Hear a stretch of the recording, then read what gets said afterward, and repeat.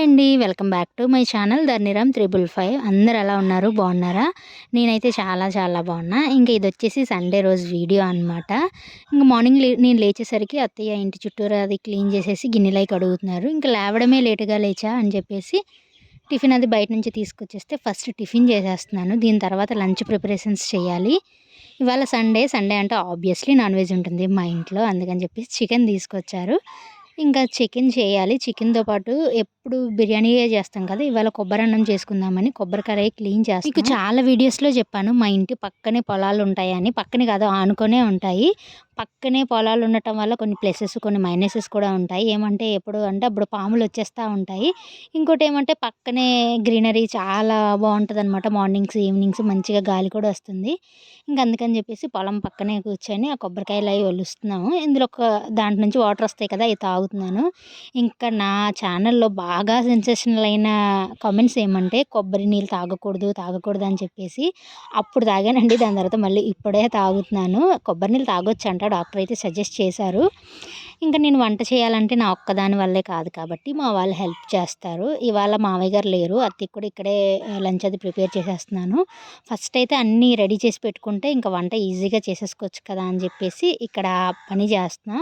ఇంకా నేను కొబ్బరన్నం ఇప్పుడే ఫస్ట్ టైం చేస్తున్నాను. ఎప్పుడు మా అత్తయ్య చేస్తారు. నాకు రాదు. నేను నేర్చుకోవాలని కూడా అనుకోలే.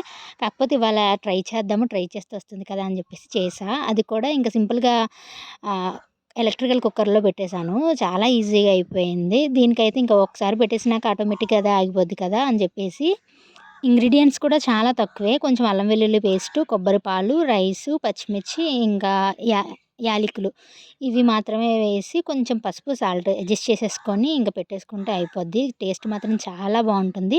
దీనికి తాలింపు ఏమి వేయకూడదు. వేస్తే కొబ్బరి పాలు విరిగిపోతాయంట. ఇంకొచ్చేసి చికెన్ చేయాలి కదా! దాని ప్రిపరేషన్స్ అనమాట. చికెన్ అంటే చికెన్‌లో పారం కోడి అని ఒకటుంటుంది. అది ఇంకా సేమ్ నాటుకోడిలానే ఉంటుంది. మేమెప్పుడు అదే తీసుకుంటాం అనమాట. అది తీసుకొచ్చారు. అది బాయిలింగ్ ప్రాసెసే చాలా ఎక్కువ పడుతుంది. నాటుకోడిలాగే ఎక్కువ టైం పడుతుంది. ఇంక అందుకని చెప్పేసి అది కూడా స్పీడ్‌గా చేసేస్తున్నాను. అప్పటికే 12 అట్లా అయిపోయిందనుకుంటా. నేను కిచెన్‌లో ఉన్నానంటే నాకు హెల్ప్ చేయడానికి మా నాన్న ఫస్ట్ ఉంటాడు. హెల్ప్ చేస్తూ తను కూడా కుకింగ్ నేర్చుకుంటాడనమాట.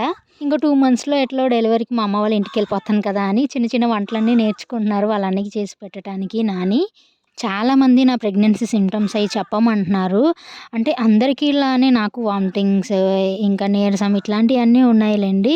అండ్ ఒక్కొక్కళ్ళకి ఒక్కొక్క డిఫరెంట్ ఉంటాయి కదా సింప్టమ్స్. నాకే అట్లే. అండ్ అందరికి ఒకేలా ఉండాలని లేదు. అందుకని నేను దాని గురించి అంత పెద్దగా ఏం పట్టించుకోలేదు. ఫస్ట్ 3 మంత్స్ మాత్రం నాకు చాలా హార్డ్‌గా ఉండేది. వామిటింగ్ సెన్సేషన్ ఎక్కువ ఉండేది. వామిటింగ్ అయిపోవటం వేరు, ఆ సెన్సేషన్ ఉండటం వేరు. చాలా టార్చర్‌గా అనిపించేది.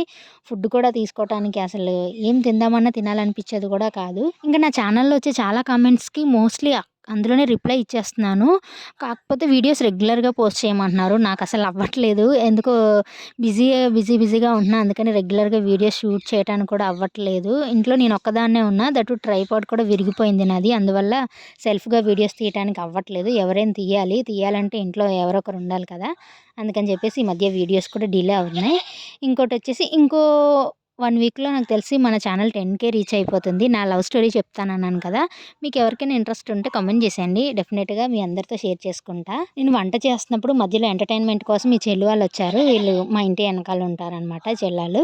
వాళ్ళతో అలా టైమ్ పాస్ చేస్తూ టైమే తెలియలేదు. సింపుల్‌గానే అయిపోయింది వంట అయితే. వీళ్ళు మా నాని ఫ్రెండ్స్ అనమాట. మా నాని చిన్న చిన్న పిల్లలతో ఎక్కువ ఫ్రెండ్‌షిప్ చేస్తాడు. అదనమాట ఇక్కడ వీళ్ళు ముచ్చట్లు పెట్టుకుంటున్నారు. ఈ ప్రెగ్నెన్సీలో ఫస్ట్ 3 మంత్స్ ఎంత క్రిటికల్‌గా అనిపించిందో నాకు ఫిఫ్త్ మంత్ పర్వాలే బానే అనిపించింది. కానీ సిక్స్త్ మంత్ మిడ్ నుంచి అసలు చాలా ఇబ్బందిగా అనిపిస్తుందనమాట. నాకే అట్లా అనిపిస్తుందో, అందరికి అట్లా అనిపిస్తుందో నాకు తెలీదు కానీ, అసలు ఫ్రీగా నడవలేకపోవటం, కాళ్ళు కూడా కొంచెం ఎక్కువసేపు కూర్చున్న స్వెల్లింగ్ వచ్చేస్తుంది. ప్రెగ్నెన్సీ టైంలో చాలా క్రేవింగ్స్ ఉంటాయి కదా! నేను ప్రతీదీ ఇంట్లో చేసుకోవడానికి ఇష్టపడుతున్నాను. నాకు కొంచెం రిలాక్సింగ్‌గా అనిపిస్తుంది కదా అని చెప్పేసి, బయట కొన్నవేమి అంతగా ఇంట్రెస్ట్ చూపించట్లేదు. నేను రీసెంట్‌గా చాలా చాలా రెసిపీస్ ట్రై చేశాను. చాలా బాగా వచ్చాయన్నమాట. నెక్స్ట్ అప్‌కమింగ్ వీడియోస్‌లో నేను వాటిని కూడా మీతో షేర్ చేసుకుంటాను. ఇంకా నేను కొబ్బరన్నం ఎలక్ట్రికల్ కుక్కర్‌లో పెట్టానన్నాను కదా! నాకు ఆ రైస్ కుక్కర్ అంటే చాలా భయం. ఎందుకంటే ఒక 2, 3 టైమ్స్ ఎందువల్ల షాక్ కొట్టిందో తెలీదు కానీ షాక్ కొట్టింది. ఇంక అప్పటి నుంచి యూజ్ చేయడమే మానేసా. కాకపోతే ఇవాళ టైం సేవ్ అవుద్ది కదా! అని చెప్పేసి ఆ కుక్కర్‌లో పెట్టేసాను. ఇంకా ఆ కుక్కర్ పెట్టినప్పటి నుంచి ఇంక కిచెన్ వైపే వెళ్ళలేదు. మొత్తం మా నానినే చూడమన్నాను. నాకంత భయం కరెంట్ అంటే. షాక్ కొట్టకముందు చాలా చేసేసేదాన్ని చాలా రెసిపీస్ కుక్కర్‌లో. కానీ షాక్ కొట్టిన నుంచి ఇంకా కుక్కర్ జోలికే వెళ్ళలేదు. ఇంక మా ఆయన బయటికెళ్ళేసి వచ్చేసారు. మధ్యాహ్నం లంచ్ టైమ్ కూడా అయిపోయింది. చాలా యమ్మీగా వచ్చింది. ఇంకా మేము ఇవాళ అరిటాకులు తిందామని ఫిక్స్ అయిపోయాం. అప్పటికప్పుడు అన్‌ప్లాన్డ్ అనమాట. మా ఇంటి ముందున చెట్టుంది. అక్కడి నుంచి అరిటాకులు తెచ్చుకొని ఇంకా తినడం అయితే స్టార్ట్ చేశాము. టేస్ట్ మాత్రం అసలు నెక్స్ట్ లెవెల్. ఫస్ట్ టైమ్ చేసినా కానీ చాలా వచ్చింది. నాకు కొబ్బరన్నం అయితే చాలా నచ్చింది. నేను ఇలాంటి ఫ్లేవర్డ్ రైస్‌లు ఎక్కువ తినను. పులిహోరలు, కొబ్బరన్నం, బిర్యానీ ఇట్లాంటియి. నాకు ఏమున్నా గానీ పక్కన వైట్ రైస్ మాత్రం కంపల్సరీ ఉండాలి. దీన్ని కొంచెం టేస్ట్ చేసి తర్వాత వైట్ రైస్ తిన్నాను. నాకు వంట చేస్తున్నప్పుడు పక్కన ఎవరైనా ఉంటే అంత ఇంట్రెస్ట్ ఉండదు. ఒక్కదాన్ని ఉన్నప్పుడే మంచిగా ఇంట్రెస్ట్‌గా చేస్తాననమాట. హెల్ప్‌కి మాత్రం అప్పుడప్పుడు మా నాన్నని పిలుస్తా. అంతేగాని ఎక్కువ మందుంటే నాకసలు వంట చేయాలన్న ఇంట్రెస్ట్ రాదు. నేను ఓన్‌గా అంటే పక్కన ఎవరైనా ఉంటే సజెస్ట్ చేస్తారు కదా! అది నాకసలు నచ్చదు. నా ఓన్ రెసిపీస్ నేను చేస్తా ఉంటాననమాట. మీలో కూడా ఎవరైనా ఇలా ఉన్నారా? ఉంటే కామెంట్ జేసేయండి. ఇంకా ఇక్కడైతే మా లంచ్ అదయిపోతుంది. లంచ్ తర్వాత ఏం చేయాలన్నది ఆలోచించాలి. చాలా బోర్ కొట్టేస్తుంది అసలు ఇంట్లో. ఒక్కదాన్నే ఉండాల్సొస్తుంది. ఎప్పుడో వీళ్ళు టైం కుదిరినప్పుడు మాత్రమే మధ్యాహ్నం భోజనానికొస్తున్నారు. లేకపోతే మోస్ట్‌లీ బయటే తినేస్తారు. నేను ఒక్కదాన్నే వండుకొని తినడానికి ఇంకా చిరాకొచ్చేస్తుంది. ప్రెగ్నెన్సీ టైంలో చాలామంది కింద కూర్చోకూడదు. కొంచెం హైట్‌లోనే కూర్చోవాలి అని జెప్తారు. కానీ నాకెందుకో కింద కంఫర్ట్‌గా ఉంటది. కూర్చోవడం బానే కూర్చునేస్తున్నాను. కానీ లేవడం కష్టమైపోతుంది మంత్స్ పెరిగే కొద్దీ. కాకపోతే నాకు చైర్‌లో కన్నా కిందనే చాలా కంఫర్ట్‌గా ఉంటది. తినేటప్పుడు మాత్రం మోస్ట్‌లీ కింద కూర్చొని తినడానికే ట్రై చేస్తాను నేను. ట్రై కాదు కిందనే కూర్చుంటాను. ఇంకా చికెన్ కర్రీ కూడా చాలా వచ్చిందనమాట. ఇది నా ప్లేటు. చెప్పాను కదా! నాకు వైట్ రైస్ కంపల్సరీ ఉండాలని జెప్పేసి, చికెన్ కూడా ఇవాళ ఎక్కువే చేశాను. నైట్‌కి కూడా ఇంకా అదే మిగిలిపోయేలా ఉంది. మళ్ళీ వచ్చారండి మా సిస్టర్స్ లంచ్ తర్వాత.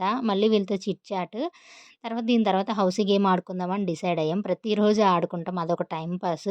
అసలు ఆ గేమ్ ఆడుతుంటే టైమే తెలియలేదు. దానివల్ల కొంచెం టైమ్ పాస్ అవుతుంది నాకు. ఈవినింగ్ అనమాట. ఇది ఈవినింగ్ నాకు చెరుకులు తినాలనిపించి ఇక్కడ తమ్ముడు వాళ్ళు ఉంటారులే వాళ్ళ ఇంటికెళ్ళి చెరుకులు తీసుకొని తినేసి ఇంటికొచ్చాము. మా అత్తయ్య చర్చి నుంచి అప్పుడే వచ్చారు. వచ్చి మా సాత్వికకి గడ్డి తినడానికి తీసుకెళ్తున్నారు. ఇంకా నైట్ వచ్చేసి మధ్యాహ్నం తిన్నయి ఏమి క్లీన్ చేసుకోలేదు. అవి క్లీన్ చేసుకుంటున్నాను. ఇంక నైట్ వంట చేయక్కర్లేదు. ఇంకోవైపేమో దోస కోసం రేపటి నుంచి టిఫిన్స్‌కి దోస కోసం దోస పిండి గ్రైండర్‌లో వేశాను. నాకు మధ్యాహ్నం కొంచెం చాలా హెవీగా అనిపించింది. ఇంక నాకు నాన్ వెజ్ రో ఒక్కసారి తింటే మళ్ళీ ఒక 2, 3 డేస్ వరకు తినాలనిపించదు. అందుకని చెప్పేసి వాళ్ళకి మధ్యాహ్నంది కొబ్బరన్నం అండ్ చికెన్ ఉంది. నేను దోస చేసుకుందాం అని చెప్పేసి దోస బ్యాటర్ అది రెడీ చేసుకుంటున్నాను. చలికాలం స్టార్ట్ అయిపోయింది కదా! మా అమ్మ వాళ్ళ ఊర్లో అయితే ఇంకా చలి ఉంటుంది. మాకు పర్లేదు. మాకు లంబసింగి చాలా దగ్గర కదా! అమ్మ వాళ్ళ ఊరికి చింతపల్లికి. సో, డెలివరీకెళ్ళిన తర్వాత అసలు ఏం చేయాలి అన్నది చాలా టెన్షన్‌గుంది. నాకు చలి అంటే నేను అస్సలు తట్టుకోలేను. కొంచెం చలి కూడా బేర్ చేయలేనమాట. నా డైలీ రొటీన్ అయితే ప్రతిరోజు ఇదే. రోజు లేవటం, తినడం, మళ్ళీ వండుకోవడం, మళ్ళీ వండుకున్నయి క్లీన్ చేసుకోవడం ఇదే సాగుతుంది. అసలు చాలా బోర్ కొడుతుంది ఇంట్లో.